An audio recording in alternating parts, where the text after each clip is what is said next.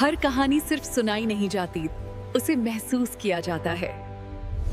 स्वागत है real feel tales में।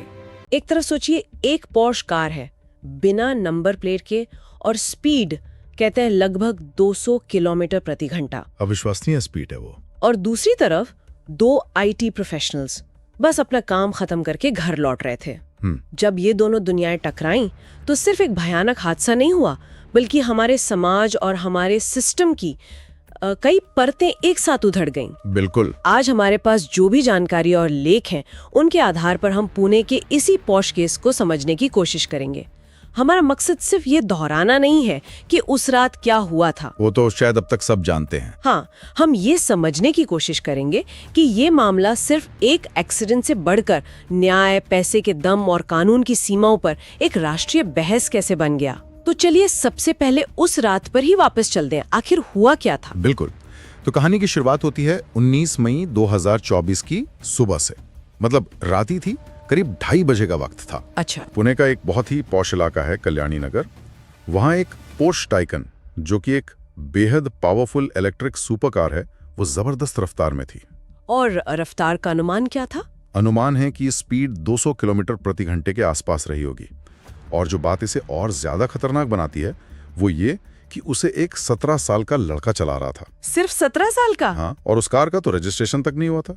200 की स्पीड, एक नाबालिग ड्राइवर, ये सुनने में ही डरावना लगता है। और फिर वही हुआ जिसका डर था। हाँ, उस तेज रफ्तार कार ने एक मोटरसाइकिल को पीछे से टक्कर मारी।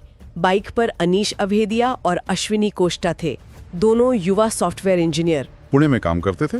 जी, दोनों मध्य प्रदेश से थे और पुणे में काम कर रहे थे। टक्कर इतनी भयानक थी कि अश्विनी की तो मौके पर ही मौत हो गई और अनीश ने अस्पताल में दम तोड़ दिया। और शुरुआती रिपोर्ट्स में ये बात आ गई थी कि ड्राइवर नशे में था। हाँ, अब यही था कि वो अपने दोस्तों के साथ पार्टी करके और शराब पी के गाड़ी चला रहा था। तो ये तो एक भयानक हादसा था, लेकिन बात यहीं खत्म नहीं हुई। असल में हादसा तो सिर्फ शुरुआत थी। असली विवाद और लोगों का गुस्सा तो तब भड़का जब आरोपी को पकड़ा गया, है ना? सही कहा। असली कहानी तो हादसे के बाद शुरू होती है।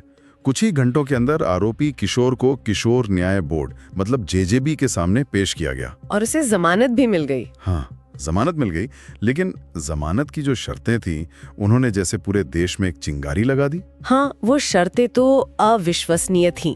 आरोपी को सड़क सुरक्षा पर 300 शब्दों का एक निबंध लिखने को कहा गया। मतलब 2 लोगों की मौत के बदले एक निबंध, और साथ में 15 दिन ट्रैफिक पुलिस के साथ काम करने की शर्त। ये सुन के नहीं यकीन नहीं होता। और जनता को भी यकीन नहीं हुआ।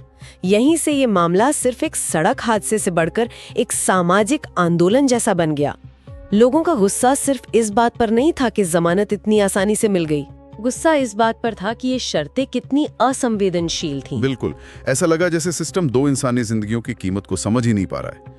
सोशल मीडिया पर, सड़कों पर, हर जगह एक ही सवाल था, क्या न्याय इतना सस्ता है? और ये गुस्सा सिर्फ जमानत की शर्तों तक ही सीमित नहीं रहा।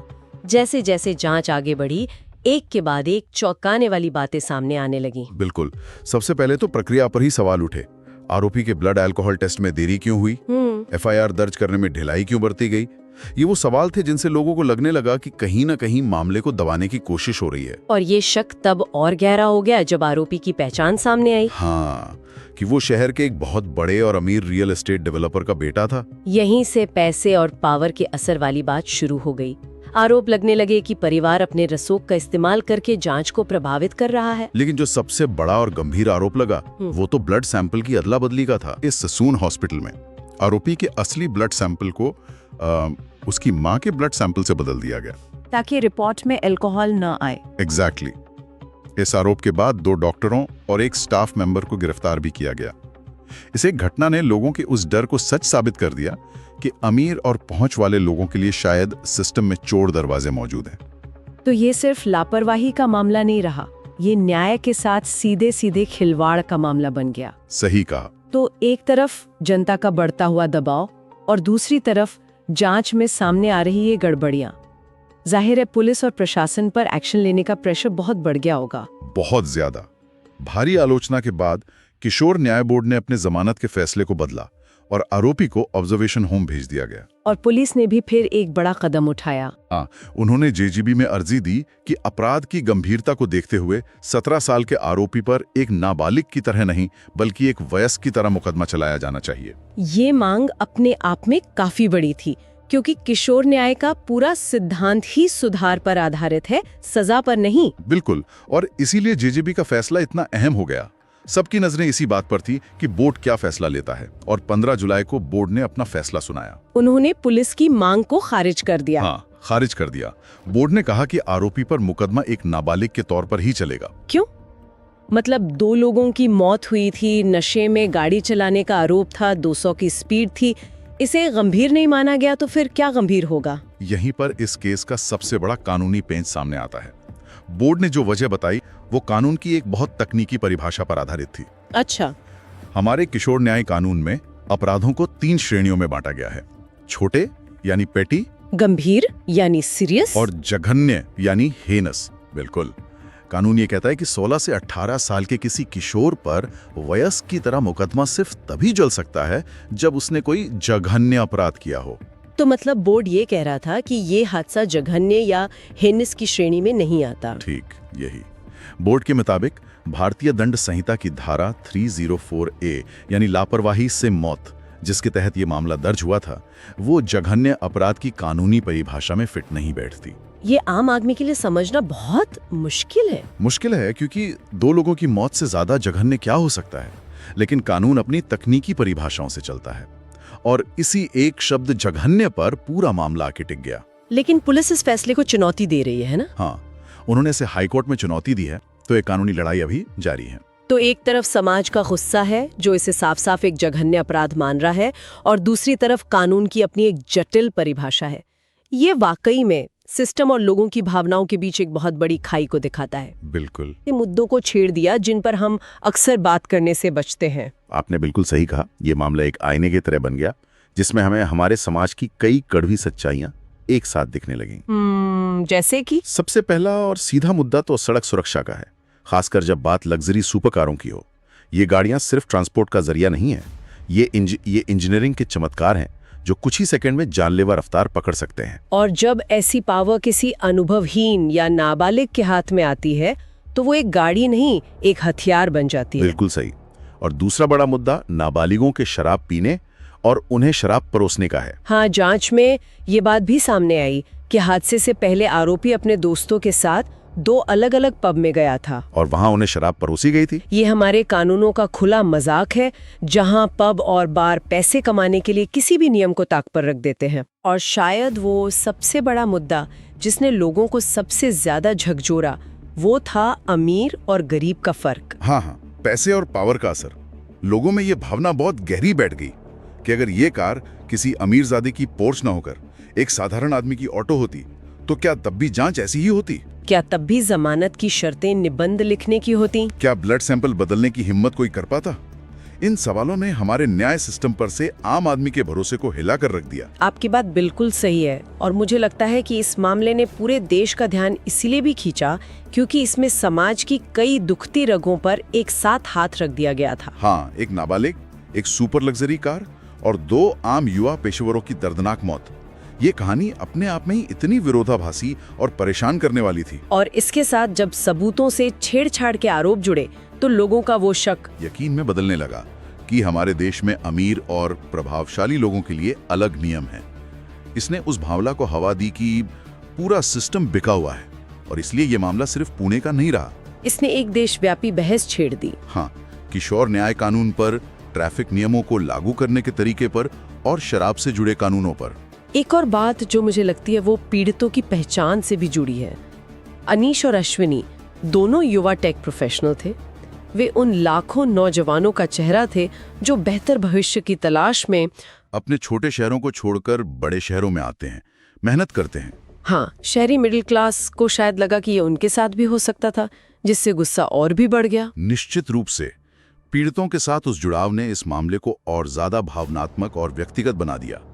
लोग सिर्फ न्याय की मांग नहीं कर रहे थे, वे अपने बच्चों के लिए, अपने जैसे काम करने वाले युवाओं के लिए एक सुरक्षित माहौल की मांग कर रहे थे। तो इतने महीनों के बाद, इतनी बहसों और जांच के बाद अब सवाल उठता है कि ये मामला आखिर खड़ा कहाँ है, जमीनी स्तर पर क्या हो रहा है। देखिए, मामला अभी बहुत पेचीदा है और कई स्तरों पर चल रहा है।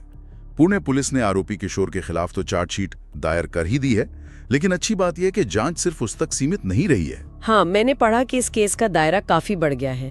अब सिर्फ वो नाबालिग आरोपी के कटघरे में नहीं है, बल्कि एक तरह से पूरा सिस्टम जो उसे बचाने की कोशिश कर रहा था वो भी जांच के दायरे में है। बिल्कुल। पुलिस ने किशोर के माता पिता के खिलाफ भी केस दर्ज किया है। पिता पर बेटे को गैर कानूनी तरीके से कार देने और बाद में ड्राइवर पर दोष मढ़ने का दबाव डालने का आरोप है। और मां पर ब्लड सैंपल बदलने की साजिश में शामिल होने का आरोप है। सही कहा। और उन डॉक्टरों और पब मालिकों का क्या हुआ? ब्लड सैंपल बदलने के आरोप में ससून अस्पताल के 2 डॉक्टरों और एक कर्मचारी को गिरफ्तार किया गया और उन पर मुकदमा चल रहा है, जो कि एक बहुत बड़ा कदम है। इसके अलावा जिन 2 पब ने नाबालिगों को शराब परोसी थी, उनके मालिकों और स्टाफ के खिलाफ भी कार्रवाई हुई है। प्रशासन ने उन पर बुलडोजर भी चलाया। तो एक संदेश देने की कोशिश जरूर हुई है कि इस तरह की लापरवाही बर्दाश्त नहीं की जाएगी। हाँ, तो मतलब कई अलग अलग जांचें एक साथ चल रही हैं। हाँ, और यही इस मामले को इतना जटिल बनाता है। एक तरफ किशोर न्याय बोर्ड में नाबालिग पर केस चल रहा है, दूसरी तरफ उसके परिवार वालों पर सबूत मिटाने का केस, तीसरी तरफ डॉक्टरों पर भ्रष्टाचार का मामला है, और चौथी तरफ पब मालिकों पर नियमों के उल्लंघन का। ये सभी मामले एक दूसरे से जुड़े हैं, लेकिन कानूनी तौर पर अलग अलग चलेंगे। और जैसा हमने पहले कहा, जेजेबी के फैसले को हाई कोर्ट में चुनौती दी गई है। तो सबसे मुख्य सवाल पर कानूनी लड़ाई अभी बाकी है। बिल्कुल। तो कुल मिलाकर पुणे का ये हादसा सिर्फ तेज रफ्तार और लापरवाही का मामला नहीं है। ये न्याय, विशेष अधिकार, सामाजिक जिम्मेदारी और हमारे कानूनों की अपनी सीमाओं पर एक बहुत बड़ी और गंभीर टिप्पणी बन गया है। बिल्कुल। ये मामला एक आईने की तरह है जो हमें हमारे समाज की कई सच्चाइयां दिखाता है। सड़क सुरक्षा के प्रति हमारी लापरवाही से लेकर कानूनी प्रणाली में आम आदमी के घटते विश्वास तक। ये हमें ये सोचने पर मजबूर करता है कि क्या हमारे कानून और हमारी संस्थाएं सभी के लिए बराबर काम करती हैं, या वे पैसे और पावर के सामने झुक जाती हैं। ये दिखाता है कि कैसे एक घटना समाज की कई अलग अलग परतों को एक साथ सामने ला सकती है और हमें उन सवालों का सामना करने पर मजबूर कर सकती है जिनसे हम शायद बचना चाहते हैं। और अंत में एक विचार जो सोचने पर मजबूर करता है। हमारा कानून गंभीर और जघन्य अपराधों के बीच एक रेखा खींचता है, खासकर जब बात नाबालिगों की आती है। हाँ। ये वर्गीकरण शायद उस जमाने में बना था जब अपराध के तरीके और साधन अलग थे, लेकिन क्या ये वर्गीकरण आज के उन अपराधों को सही ढंग से संबोधित कर पाता है? जहाँ अत्यधिक लापरवाही और शक्तिशाली तकनीक, जैसे कि 200 किलोमीटर प्रति घंटे की रफ्तार से चलने वाली एक सुपर कार मिलकर किसी की जान ले लेती है। क्या कानून को तकनीक की बदलती क्षमताओं और उसके विनाशकारी परिणामों के साथ खुद को बदलने की जरूरत नहीं है? एक बड़ा सवाल है।